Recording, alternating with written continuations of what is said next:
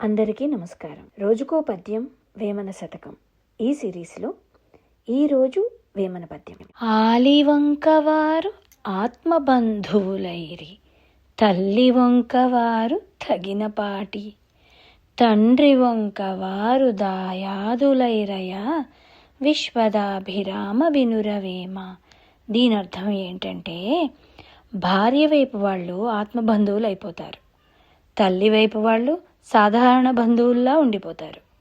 ఇంకా తండ్రి వైపు వాళ్ళైతే దాయాదులు, అంటే వారసత్వం హక్కులు అని చెప్పుకుంటారు కదా.